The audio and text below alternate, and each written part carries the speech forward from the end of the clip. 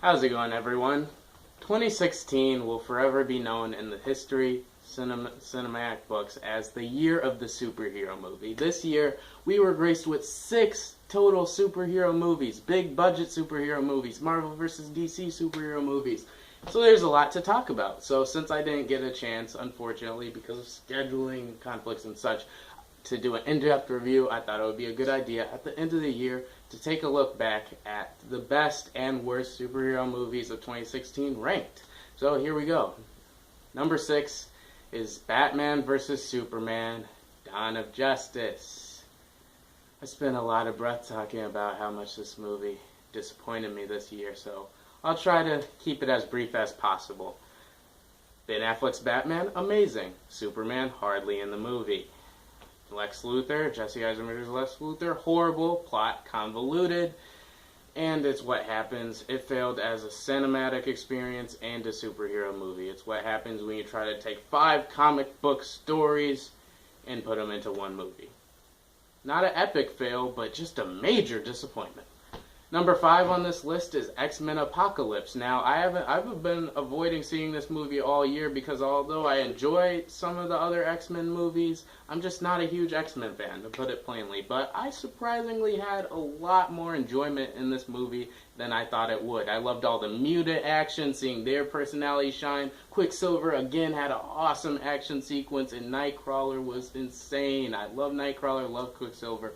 And also, this movie is very well acted, it's very well casted. Michael Fassbender and James McAvoy are just very great in this movie. I could watch them go back and forth like all day. It was great.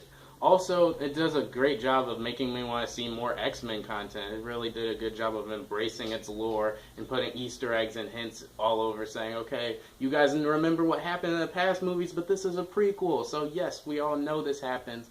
And it was great. But the villain, this movie was insanely generic. Its third act was completely predictable. And its villain was just... X-Men Apocalypse.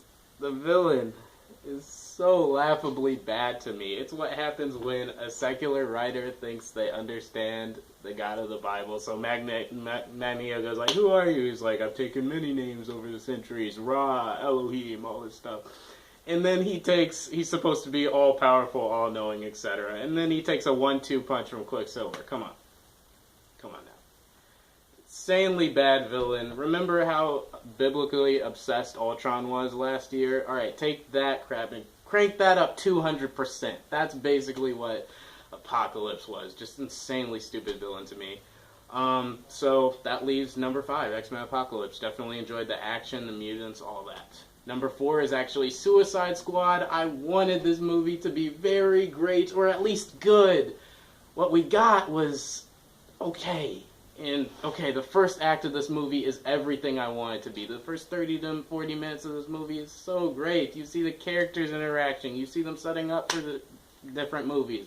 It's very well casted. Will Smith as Deadshot. Margot Robbie as Harley Quinn. Very well casted. They got to work on a different movie last year called Focus, a heist movie, which I'd strongly recommend. So they got to build that chemistry, and here they bring it in Suicide Squad. And everyone else, the side characters, were good as well. Jai Courtney was in this movie, and he was good.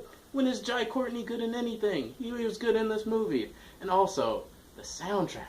The soundtrack of this movie is just very well put together. El Diablo must have helped on that, because it was pure fire. I just really enjoyed the soundtrack in this movie.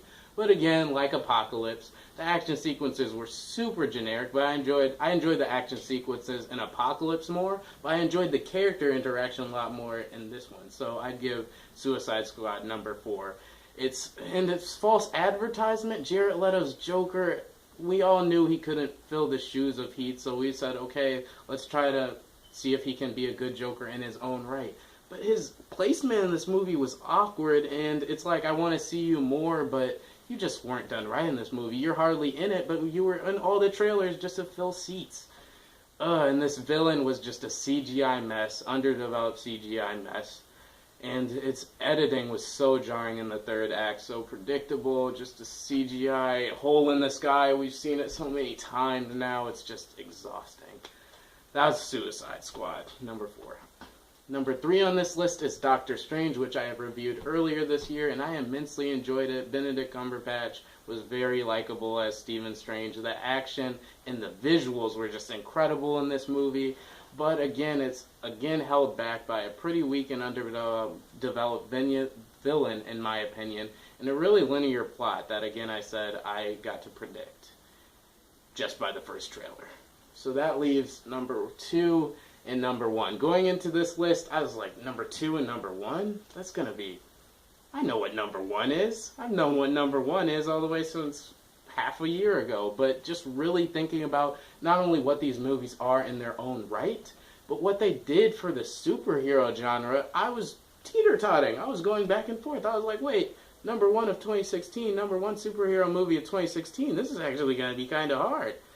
Okay, but I know I'm probably going to get some backlash for this, but number 2 superhero movie of 2016 for me is Captain America Civil War. I really enjoyed this movie. The drama, the conflict between Iron Man and Captain America was so compelling. You really saw both sides. I went as Team Iron Man. I came out saying, I don't know what to think. I don't know what I would have done in that situation. They really did a great job of showing both sides. Also, this movie just takes what made the Winter Soldier great and just cranks it up a higher notch. You got all the other side Avengers from Age of Ultron, but you also got the great hand-to-hand rough combat you got in Winter Soldier. And in this movie, they introduced Spider-Man and Black Panther, and Tom Holland's Spider-Man is comic book gold. He is the best on-screen Spider-Man we've ever seen, in my opinion. He brings what made Andrew great, the wisecracking, sarcastic Peter Parker, the wisecracking, sarcastic Spider-Man, but also brought Tobey Maguire's like nerdy, kind of shy awkwardness. And I loved it. I loved seeing him as a kid. I love that he's getting his own Spider-Man movie next year.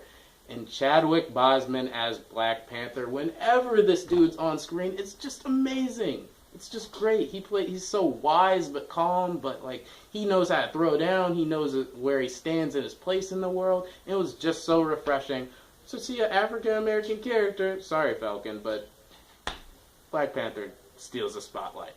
Flaws of Captain America Civil War that I've heard is that it's too civil and there's not high enough stakes and that no one dies really by the end, so the stakes aren't high enough. But the fact that the team has gone through this conflict, you know their teamwork, their friendship dynamic will never be the same. And in my opinion, that's definitely high enough stakes for me. And number 1, best superhero movie of 2016. Did the shirt give it away or the process of elimination? Either way, it's Deadpool. Now, Deadpool is what happens. It's an 11-year project. Ryan Reynolds has been wanting to play a comic book accurate Deadpool for 11 years now, and Deadpool is what happens when all that hard work pays off. Speaking of pay, Deadpool is the highest grossing R-rated movie of all time. Of all time. So this movie is a game changer in that it shows that if you take a comic book character, that I love Deadpool in the video games and comics and the TV shows before this movie, and they took exactly what made it great, what made him great, and they said, okay, we understand that this is a different type of superhero character. We understand that, so we'll give him the rating he deserves, and fans wanted to see it. Fans greenlit the test footage, and this movie got made. It's Oscar, also, its marketing was Oscar-worthy. If you've been following this movie, in fact, I'll put a link in the description for the Blu-ray commercial of Deadpool because it's just so hilarious. It shows how good the marketing was for this movie. It was just phenomenal, and it's just hilarious all around. Its action was fierce and it was intense and violent. And it was one of the funniest comedies I've seen for a long time. So I just appreciated how much love they put into this character.